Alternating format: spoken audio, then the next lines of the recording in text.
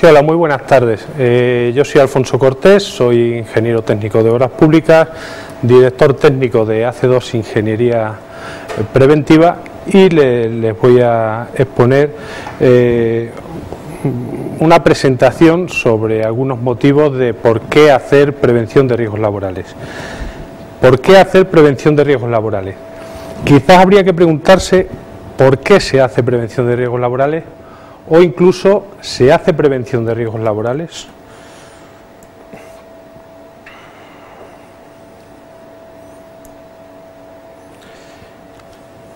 El objeto de la jornada, o lo que intentaré transmitirles en estos minutos que estaré con ustedes, pues será conocer una serie de argumentos que nos obligan a prevenir los riesgos laborales, una serie de argumentos pues fuera de lo que podríamos considerar actualmente la ley. Siempre ha sido, o quizás ha sido el aspecto más importante que nos ha obligado o que nos hemos visto obligados a hacer prevención, y entendemos que hay motivos más que suficientes que iremos exponiendo y que iremos viendo a lo largo de esta charla para hacer prevención. De lo que se trata también es de asumir que prevenir los riesgos es algo más importante que el cumplimiento de una ley, sobre todo de un cumplimiento formal. Yendo al cumplimiento del espíritu de la ley, iríamos a conceptos mucho más importantes que el cumplimiento meramente legal. Y por último, me gustaría poder o llegar a transmitirles a través de estos conceptos que se identifique la prevención, o que se pueda considerar la prevención como algo básico, actual y natural, no un mero cumplimiento de una normativa, sino algo que lleva una serie de valores mucho más importantes que ello. Intentaremos, como dice el título, ¿por qué hacer prevención? Primero, una consideración de qué es prevención, para centrar la materia sobre la que vamos a hablar. Luego veremos qué es el fondo o el grueso de esta presentación, algunos motivos para hacer prevención, y por último, por qué no se hace prevención. Es decir, si vemos una serie de motivos que nos parecen fundamentales o necesarios, que nos obligan a hacer prevención, ¿por qué después de todo eso no se hace prevención? Para definir qué es la prevención, tenemos que hacer varias consideraciones. Es que prevención podríamos decir que es predicción, que es anticipación, que es planificación. Por lo tanto, la prevención requiere proactividad. Sin embargo, lo que no es la prevención no es improvisación y de ningún modo es reacción. Por lo tanto, la prevención la podemos asociar a la proactividad. Lo contrario sería la reacción. Por ejemplo, ante una situación de un accidente típico, faltan medidas preventivas, se decide poner esas medidas que faltaban. ¿Qué ha faltado ahí? ¿Qué se ha hecho? Se ha hecho reacción. Lo contrario, prevención, haberse anticipado. Esas medidas preventivas, haberlas puesto antes. Faltaba formación. Después de producido el accidente se decide dar esa formación. Faltaban equipos de protección, después de hecho el accidente, después de producido el accidente se investiga, se detecta que faltaban equipos de protección, se compra. Bueno, pues la prevención es anterior, es decir, analizar las situaciones que pueden materializarse en un riesgo y a posteriori, una vez hecho ese análisis, proponer o desarrollar las medidas preventivas necesarias, ya sea la formación, los equipos de protección, etcétera, etcétera. Por lo tanto, la prevención requiere proactividad, anticiparse. La prevención es todo lo contrario, es mucho más pasivo. ¿Qué obliga, por lo tanto, a un prevencionista, la labor del prevencionista? Anticiparse. Para ello tiene que visualizar los trabajos que se van a desarrollar, imaginarlo, suponerlo, quién lo va a desarrollar, qué formación requiere el que lo va a desarrollar, qué riesgos se puede encontrar, y a partir de ahí, de esa visualización imaginaria, diseñar las medidas preventivas o los equipos de protección que sean necesarios, o si pudiera ser eliminar los riesgos si surgieran.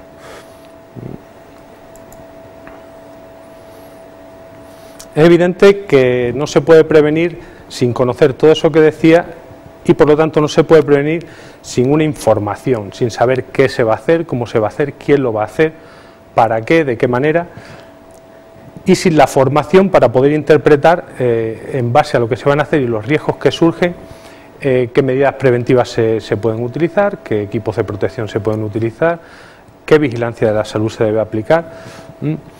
Por lo tanto, podemos concluir que no se puede hacer prevención sin tener una información, sin tener una formación, unos conocimientos y por supuesto sin tener unos recursos humanos, recursos materiales.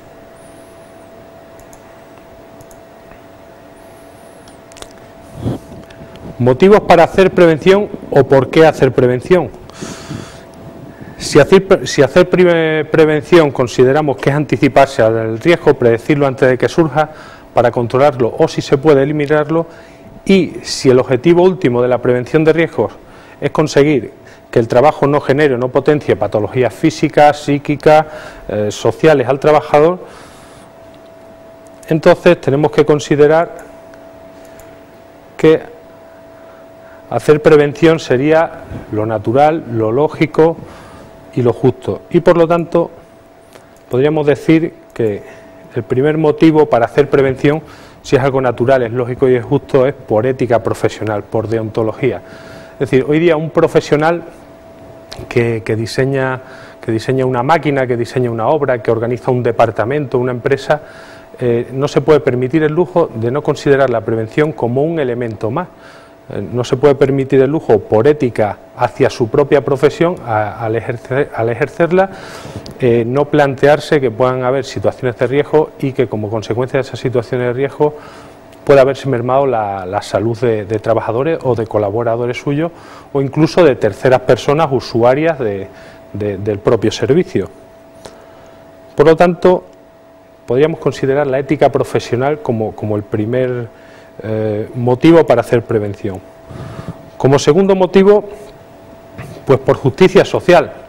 ¿Por qué por justicia social? Porque evidentemente no es de recibo que una persona vaya al trabajo y vaya a jugarse su salud o su integridad física o mental o social.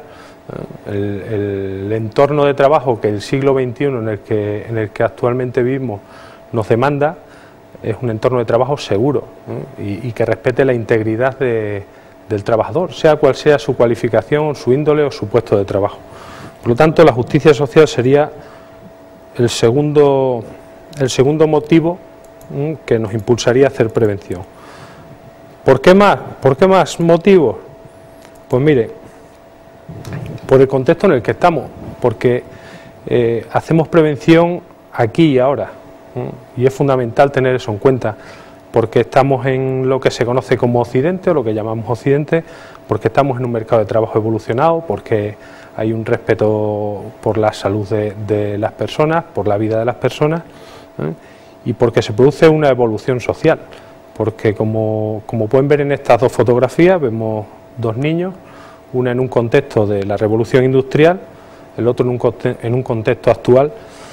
Pues hemos evolucionado. En la revolución industrial los prohombres del momento, nada sospechosos de una moral descuidada, ni mucho menos, todo lo contrario, pues discutían sobre la idoneidad de que los niños trabajasen.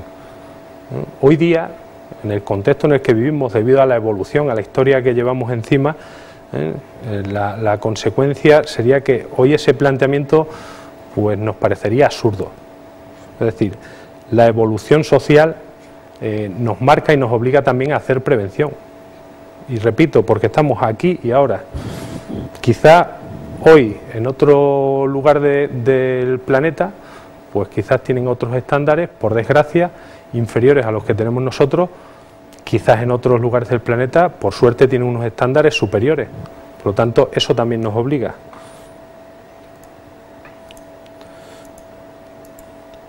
Cuarto motivo, pues yo diría que la evolución de la técnica también nos obliga.